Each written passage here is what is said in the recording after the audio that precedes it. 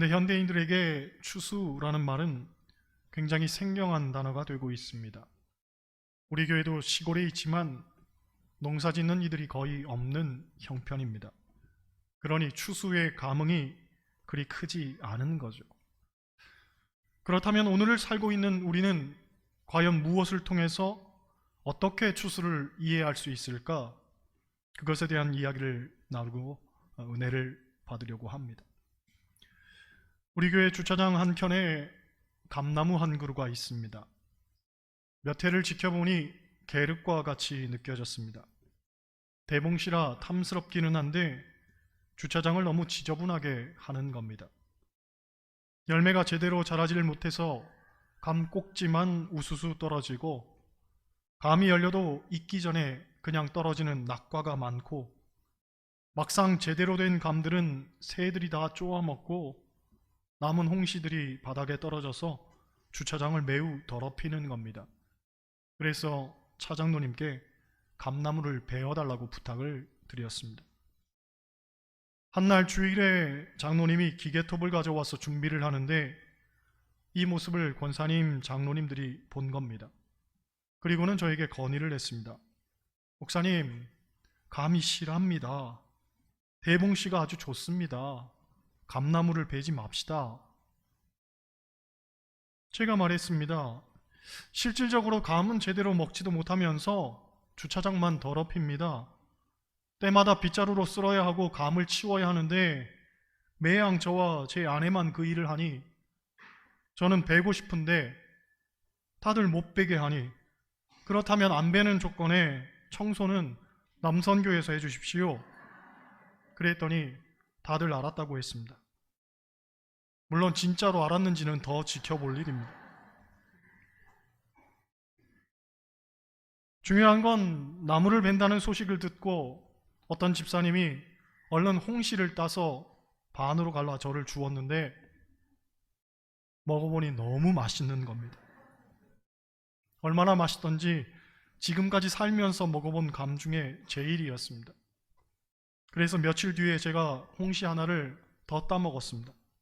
역시 너무 맛있었습니다. 천상의 맛이었습니다. 누가 말하기를 설이 맞은 감이 더 맛있다고 했는데 과연 그랬습니다. 그래서 일부러 서리를 맞춰가며 나무에서 저절로 익을 때마다 하나씩 따먹을 요량이었습니다. 그런데 며칠 뒤 바람이 불었습니다. 불어도 너무 세차게 불었습니다. 밤에 잠을 못 잘 정도였습니다. 아침에 나가보니 감이 다 떨어졌습니다. 두고두고 홍시가 되면 먹으려고 했던 감이 다 떨어졌습니다.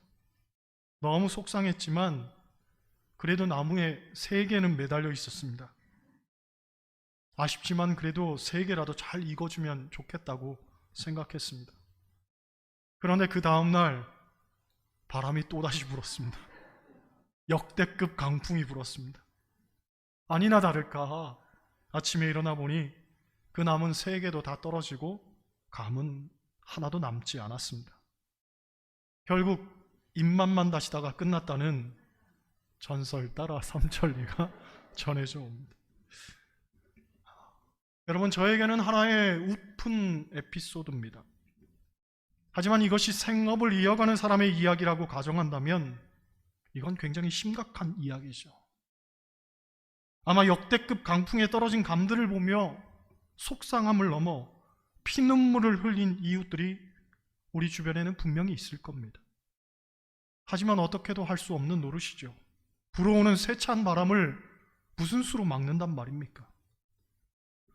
농촌진흥청 자료를 찾아보니 감나무 생육에 적합한 토양 습도는 30에서 40%라고 합니다. 그래서 모래나 자갈이 많은 경사 섞인 그런 경사지 같은 경우 토심이 얕고 유기물 함량이 적기 때문에 나무의 발육은 물론 과실 비대가 불량하고 낙과가 심하며 감 꼭지 들림과 조기 낙엽 및 녹반증 등이 많이 발생한다고 합니다. 때문에 이런 경우 비료를 많이 주고 유기물과 석회를 사용해서 토양을 개량해야 한다고 합니다. 그리고 암거 또는 명거 배수를 반드시 해주어야 한다고 하죠. 남선교에서 해주실 줄 믿습니다. 요컨대 감 하나를 제대로 따 먹으려면 긴 시간을 끊임없이 고생하고 수고해야 한다는 겁니다.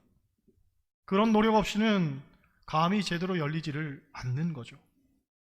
그런데 제대로 열린다 해도 이번처럼 갑자기 세찬 강풍이 불어오면 감은 다 떨어져 버립니다. 기껏 수고하고 고생한 1년의 노력이 다 수포로 돌아가는 거죠. 농부가 게으름을 피운 것도 아닙니다. 나름은 누구보다 더 열심히 살았다고 자신할 수도 있습니다. 하지만 남은 것은 하나도 없습니다. 이 얼마나 허무한 결과란 말입니까? 2023년 새해를 시작하면서 한 해의 화두로 우리는 사랑만 하겠습니다 란 기치를 내걸었습니다. 이 도전을 당부했을 때에 저는 설레었습니다. 그리고 기대했습니다. 얼마나 사랑의 열매가 주렁주렁 맺힐까 하고 가슴이 뛰었습니다. 실제 그 즈음 제가 생각하는 우리 교회는 정말 이상적인 공동체를 향해 나아가고 있었습니다. 구성원들은 아주 다양했고 성품들도 독특했지만 그 다양함과 독특함 속에서 그리스도인으로 살아가는 모습들이 이상하리만치 잘 어우러져서 사랑이 넘치는 그러한 교회를 만들고 있었습니다. 과거 제가 이 교회에 처음 부임했을 때에 교인들에게 어떤 교회를 만들고 싶냐고 물었을 때에 사랑이 많은 교회라고 했었는데 몇 해 전부터 새로 오는 교인들이 한 목소리로 하는 말이 이 교회는 사랑이 많다고 하는 겁니다. 그러니 처음에는 정말 가늠이 안 되던 사랑이 많은 교회에 대한 실존이 비로소 이루어지고 있다는 벅찬 감동에 저 자신도 흥분을 가라앉히지 못하고 있었던 겁니다. 그런데 안타깝게도 비로소 이상적 공동체에 대한 환상이 생길 무렵 우리는 사랑만 하겠습니다 란 다짐 속에 시작한 올 한 해는 이상하리만치 강풍이 많이 불었던 것 같습니다. 사실 노력도 많이 했고 성과도 많았습니다. 제가 기도하면서 구하는 성만찬 대신방은 교인들에게 아주 좋은 반향을 불러일으켰고 온세대 예배를 통해 이전에는 없던 새로운 예배 형식에 대한 즐거움과 기쁨도 누리게 되었습니다. 또 성경 읽기와 성경 공부 그리고 공중예배의 말씀이 함께 어우러져가는 이 심화된 성경에 대한 배움은 그 깊이를 더해가고 있었고 한국교회 계륵과도 같은 진부한 속회 모임은 한시적 속회라는 것을 통해 신선한 동력을 얻게 되었습니다. 그러니 노력의 측면에서 보면 그 어떤 해보다 열매가 잘 맺어진 한 해였다고 봅니다. 하지만 불어오는 세찬 바람은 어찌할 수 없음을 또한 많이 느꼈던 것 같습니다. 유난히 영적 낙과가 많았던 한 해입니다. 학개서 1장을 보면 이런 말씀이 있습니다. 너희가 많이 뿌릴지라도 수확이 적으며 먹을지라도 배부르지 못하며 마실지라도 흡족하지 못하며 입어도 따뜻하지 못하며 일꾼이 삭슬 받아도 그것을 구멍 뚫어진 전대에 넣음이 되느니라. 또 내가 이 땅과 산과 곡물과 새 포도주와 기름과 땅의 모든 소산과 사람과 가축과 손으로 수고하는 모든 일에 한재를 들게 하였느니라. 이런 말씀이죠. 요컨대 추수의 기쁨을 누리기 위해서는 물론 나의 수고와 애씀이 먼저 있어야 하겠지만 그 위에 하나님의 도우심이 있어야 한다는 겁니다. 하나님이 한재를 들지 않게 하시고 하나님이 우리의 수고에 합당한 결실을 얻도록 도와주셔야 한다는 겁니다. 물론 이것이 비단 물질의 영역에서만을 말하는 건 아닙니다. 삶의 모든 부분에서 이야기하는 거죠. 사랑도, 가정도, 교회도, 자녀도 다 그렇습니다. 하나님이 도와주셔야 됩니다. 그렇기 때문에 추수의 개념을 농사로 혹은 물질적인 것만으로 한정시켜서는 안 된다고 봅니다. 그리고 추수감사절 역시 그러한 물질적 감사로만 접근해서는 안 되는 거죠. 추수감사절의 핵심은 나의 모든 삶은 하나님이 도우시고 인도하셨음을 고백하는 믿음의 차원인 겁니다.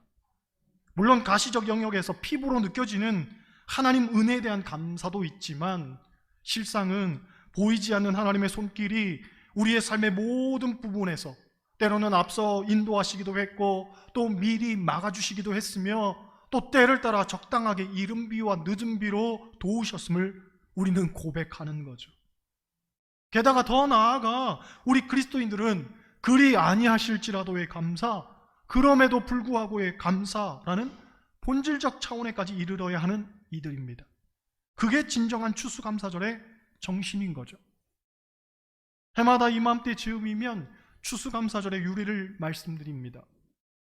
영국 국교회의 박해를 받던 청교도들이 신앙의 자유를 위해 정든 고향을 떠나게 됩니다. 그들은 스피드웰이라는 배를 타고 런던에서 출발하지만 항해 도중 배가 고장이 나고 맙니다. 보통 배가 고장이 나면 항해를 포기합니다만 102명의 청교도들은 포기하지 않고 1620년 9월 2일 메이플라워 호를 옮겨 타고 창세기 12장에 나오는 아브라함이 갈 바를 알지 못하고 하나님의 약속을 당하여 떠났다 하는 그 말씀을 읽고 용기를 내서 다시 떠납니다. 그리고 65일 만에 미국 보스턴 인근에 도착을 하죠. 지도를 보면 보스턴 지역은 위도상 우리나라 평양보다도 더 위쪽에 위치해 있기 때문에 겨울이 되면 굉장한 강추위가 몰아치는 곳입니다. 그런 곳에서 준비도 없이 겨울을 보낸다는 것, 정말 상상을 초월하는 어려움이었을 겁니다. 그 힘든 겨울을 보내고 봄이 와서 식구들을 세어보니 풍토병과 영양 부족으로 102명 가운데 50명이 죽음을 맞이했습니다. 즉 절반이나 죽은 거죠. 하지만 좌절하지 않고 밭을 갈고 씨를 뿌리고 농사를 짓게 됩니다. 가을이 되어 추수한 것을 모두 모아보니 석 달 동안 먹을 수 있는, 그 해 겨울을 간신히 날 수 있을 만한 아주 적은 양이었습니다. 하지만 그들은 그것을 모아가지고 하나님께 감사의 예배를 드립니다. 이날의 청교도들은 7가지 감사의 제목을 고백합니다. 첫째, 작은 배지만 그 배를 주심을 감사합니다. 둘째, 117일의 지루하고도 긴 여정이었지만 그래도 멈추지 않고 계속 전진할 수 있었음을 감사합니다. 셋째, 항해 중 2사람이 죽었지만 한 아기가 태어남을 감사합니다. 넷째, 폭풍으로 큰 돛이 부러졌지만 파손되지 않았음을 감사합니다. 다섯째, 몇 명의 사람들이 심한 파도 속에 휩쓸렸지만 모두 구출된 것을 감사합니다. 여섯째, 인디언들의 방해로 상륙할 곳을 찾지 못해 한 달을 바다에서 표류했지만 결국은 상륙하게 해주셔서 감사합니다. 일곱째, 고통스러운 3개월 반의 항해 도중 단 한 명도 돌아가자는 사람이 나오지 않았음을 감사합니다. 여러분, 이 고백을 가만히 들어보면 사실 그들이 처음 감사의 예배를 드렸을 때 그들은 결단코 좋은 환경에 처해 있지 않았다는 것을 우리는 알 수 있습니다.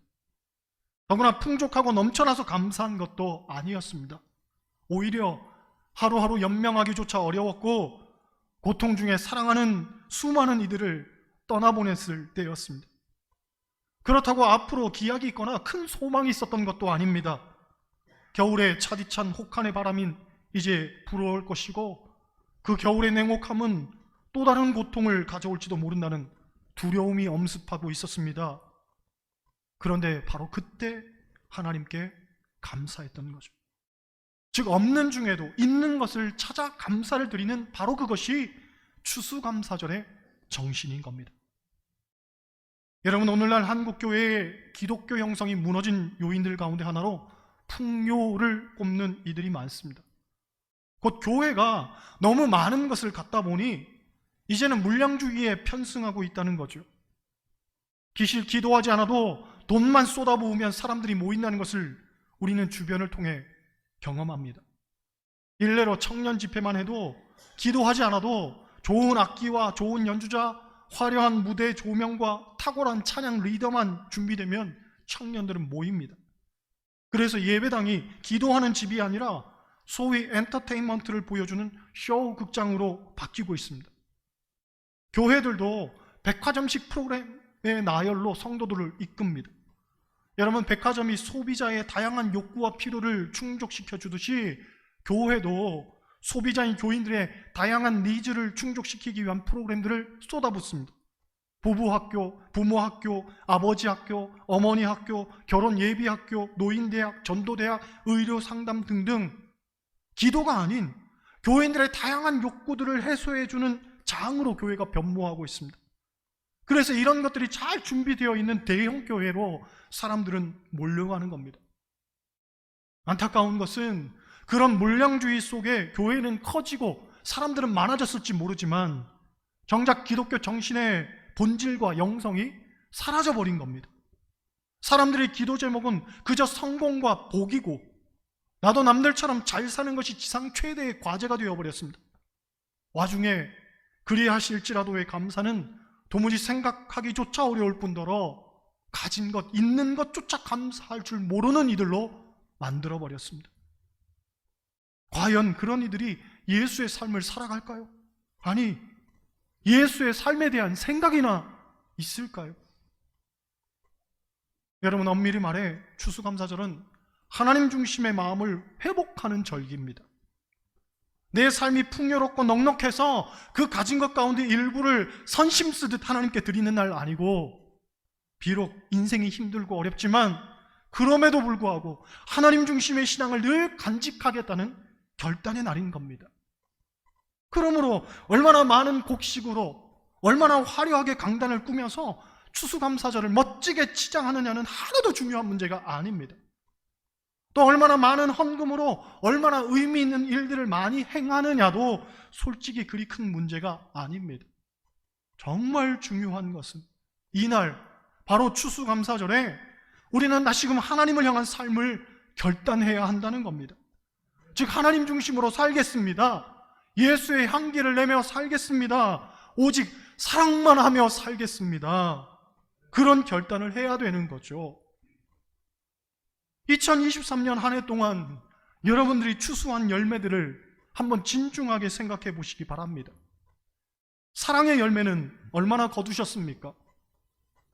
우리는 사랑만 하겠다고 서로 약속했는데 정말 사랑만 하셨습니까? 희락의 열매는 얼마나 거두셨습니까? 주님 안에 기쁨 가득한 삶을 살겠노라 다짐했는데 혹 부부끼리, 혹 성도끼리 다투고 싸우고 아직도 화해하지 못해서 그 마음의 기쁨을 잃어버리고 살지는 않으십니까? 화평의 열매는 거두셨습니까? 싸움이 있다면 우리 그리스도인들이 먼저 나서서 그 싸움을 말려도 시원찮은 마당에 오히려 내가 평안을 깨뜨리는 자가 되어서 분쟁과 분열을 일삼았던 것은 아닙니까? 오래 참음의 열매는 어떻습니까? 70번에 7번이라도 형제를 용서하라고 예수님 말씀하셨는데 고작 한두 번 참았다고 나는 할 만큼 했다고 생각하십니까? 자비의 열매는 거두셨습니까? 곧 지극히 작은 자들에게 나누고 베풀며 사셨습니까? 양선의 열매는 어떻습니까? 어질고 착하며 따뜻한 마음 품고 사셨습니까? 충성의 열매는 얼마나 거두셨습니까? 희생은 하나도 하지 않으면서 늘 말만 많고 혹은 적당히 할 만큼 하고서는 대단한 척 거드름 피우며 살지는 않으셨습니까? 온유의 열매는 어떻습니까? 남의 허물과 잘못을 품어주지는 못할 망정 매사에 지적질만 하고 사는 건 아닙니까? 절제의 열매는 많이 거두셨습니까? 사람이 하고 싶은 대로 다 하고 살 수는 없습니다. 가끔씩은 모르는 척, 아닌 척, 잊어버리는 척, 웃어주는 척도 할 수 있어야 합니다. 내 마음 불편해도 하나님만 아시면 되는 것 아닙니까? 꼭 모든 것을 다 토해내고 쏟아부어야만 속이 후련하십니까? 내 마음 끊어내는 고통조차 감내하는 것이 그리스도인의 삶 아닙니까? 여러분, 한 해 동안 여러분들이 맺은 이 성령의 열매를 삼가 계수해 보시기 바랍니다. 추수감사절이 추수의 기쁨으로 풍성한 날이 되어야 한다면 여러분들이 맺은 이 성령의 열매로 이 제단을 가득하게 채워야 되는 겁니다. 우리는 성령의 열매를 끊임없이 맺으면서 정말 예수 닮은 삶을 제대로 살아내며 하나님께 이 추수의 열매들 하나를 안고 기쁨으로 나와야 되는 겁니다. 하나님, 제가 사랑의 열매를 이렇게 맺었습니다. 하나님, 제가 희락의 열매를 이렇게 거뒀습니다. 화평의 열매를, 오래 참음의 열매를, 자비의 열매를, 양선의 열매를, 충성의 열매를, 온유의 열매를, 그리고 절제의 열매를 이렇게 맺으며 살았습니다.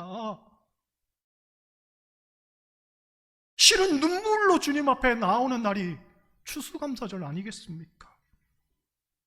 바라기는 여러분들이 거둔 성령의 열매로 이 제단을 풍성하게 채울 수 있기를 원합니다. 곧 하나님 중심으로 살고 예수의 향기를 풍겨내고 살며 2023년 다짐처럼 오직 사랑만 하고 사는 저와 여러분 다 되시기를 주님의 이름으로 간절히 축원합니다. 기도하시겠어요?